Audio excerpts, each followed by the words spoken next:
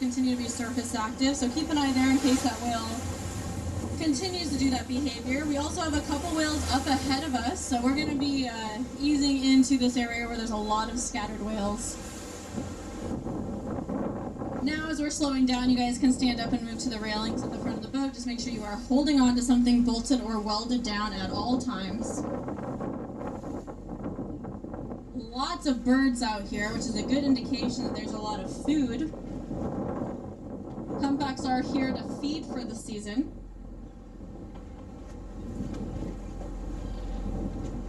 Humpbacks are not very picky. For the most part, they feed on small schooling fish, and in Monterey, it's sardines and anchovies that we see them feed on most often. Over 45 minutes at a time. But we're really lucky in Monterey in that we don't typically see that long of a dive time, and it's because we're a feeding ground. These whales use a lot of energy while they're here. Chasing fish around and just opening up their huge mouth takes a lot of energy. So typical dive times on a feeding ground are usually between 3 and 15 minutes. A lot of times they're closer to 3 to 5 minutes. So hopefully these whales will be short divers, although we are starting to get into the time of year where they start to take a little bit longer dives.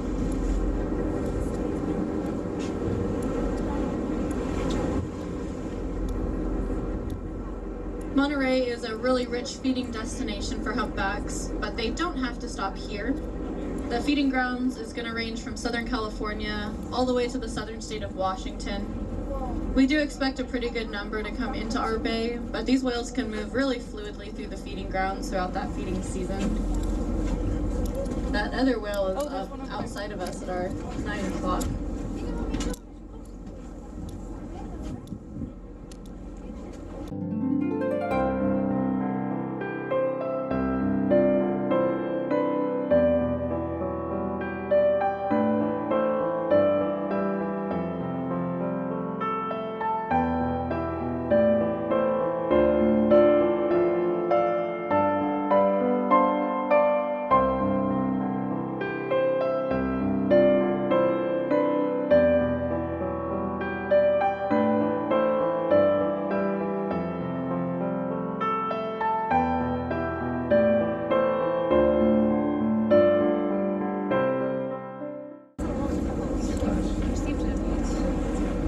So baby whales are not born with a thick layer of blubber or fat, so they wouldn't have a good chance of survival if they were born up here. But the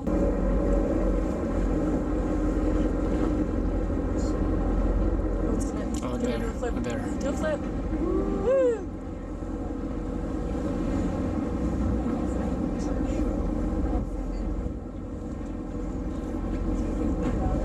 Overall, humpbacks are considered to be medium-sized whales out here. On average, they're about 40 to 50 feet long, and they weigh in somewhere between 80,000 and 100. Right there, 9 o'clock. Do a flip.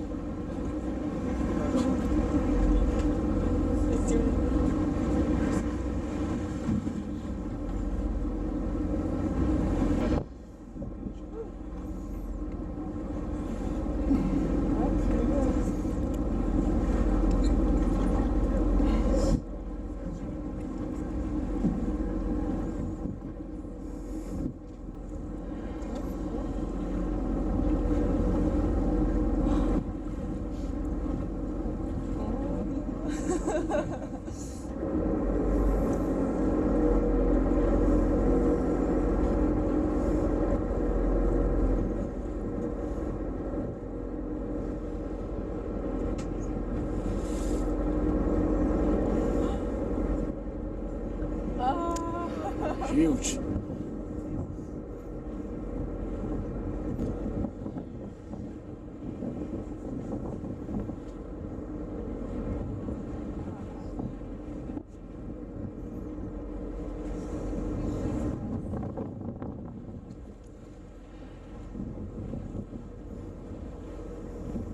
Get it, you can breathe. Oh.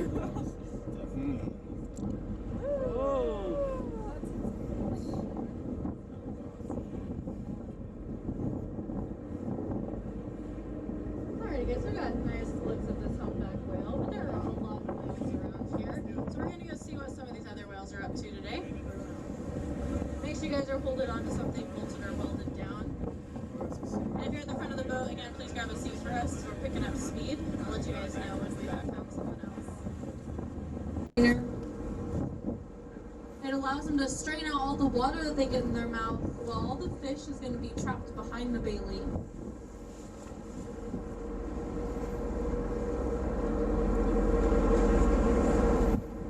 In addition to the baleen, they have another cool feeding adaptation called ventral pleats.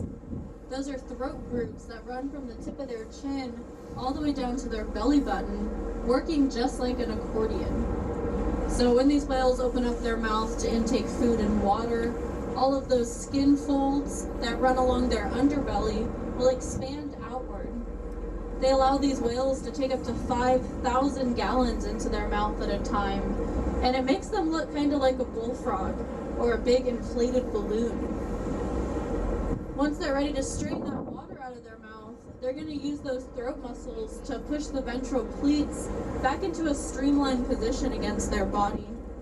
Simultaneously, they're going to take their massive tongue, which weighs close to 2 tons, and they push the whole mouthful towards the baleen hanging from the upper jaw. That's the process that'll strain the water out and keep the fish trapped behind. These guys will then use their huge 2-ton tongue, and they'll squish that fish up against the baleen, making a nice little seafood smoothie that they can easily swallow down. There are a couple of groups of sea lions popping up off to our right. Dolphins? Oh, cool. A lot of times when our whales and sea lions are working together on the same group of fish, our sea lions will bubble up to the surface first, and they'll be shortly followed by the whales in the same general area. But that is definitely not always the case. A lot of times they're feeding on different groups of fish that happen to be near each other. So yeah, we're hoping for these whales to pop up on the left-hand side. But they did sound, and they don't swim in straight, predictable lines for us, so they could pop up about anywhere.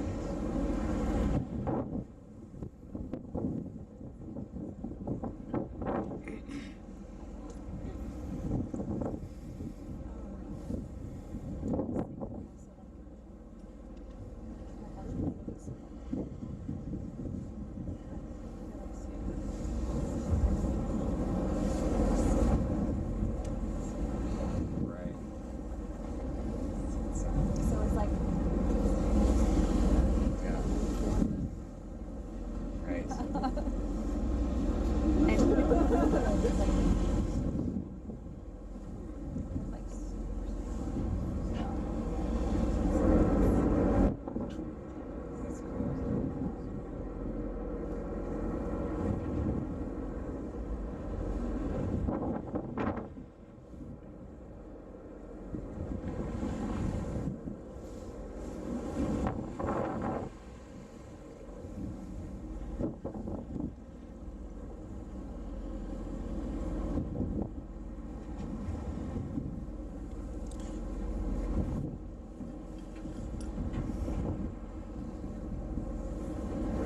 Oh, there.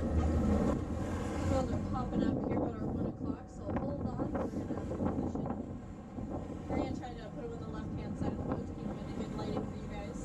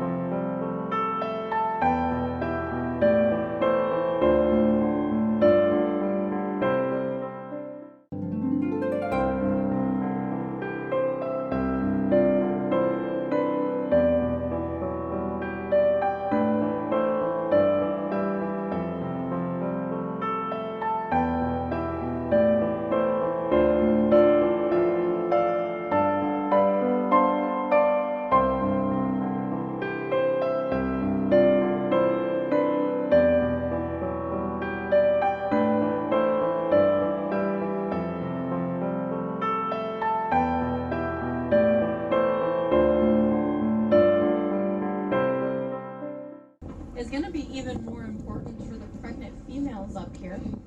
Not only do they themselves have to live off of that fat reserve for the upcoming months, but they're going to have to produce an incredibly fatty milk for their calf once it's born. Female humpbacks produce a milk that is between 50 and 60% fat.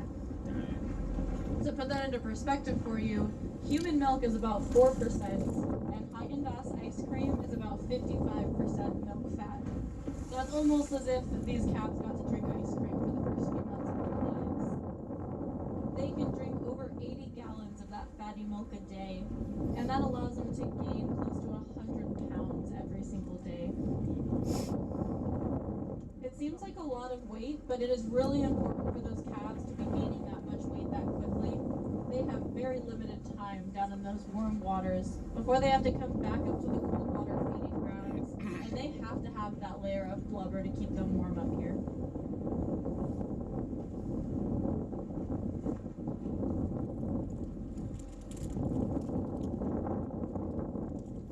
So female humpbacks are going to go down to their breeding grounds one winter where they can get pregnant. Their gestation period is 12 to 13 months. So they come back up to the feeding grounds for a season, and then they give birth the following winter down off mainland Mexico for our population. Humpback calves are typically 12 to 15 feet long, and they weigh close to a ton at birth, so they're hefty newborns. Mom is then going to bring that calf back up to the feeding grounds, where it gets weaned off of the very fatty milk it's been drinking. It'll learn how to feed on fish and how to interact with other large whales out here. And by the end of that first year together, calf will be ready to take its first migration all by itself, while mom takes a 1 to 3 year birth interval, allowing her body to regain the fat reserve that she lost during that pregnancy and to just let her body prep for the next calf. We're going to put them on the left-hand side. There you go. Thank you. We're not always lucky enough to see whales feeding at the surface. They are capable of feeding anywhere in the water column that fish is distributed, which can be up near the surface, but it can also be down to 600 feet below. So most of the time we don't get to see feeding behavior charge into the surface at 11:30, 12 o'clock. We're going to let them swim to the right-hand side, put them in some better lighting for you guys.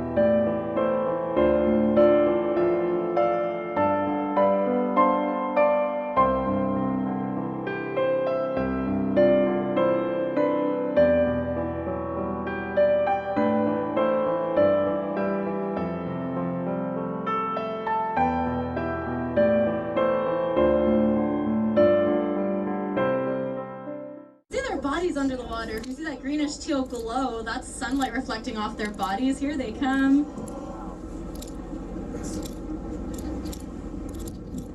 We're not always lucky enough to see dolphins on our trips. They don't follow any predictable migration pattern like the whales do. These guys have big ranges.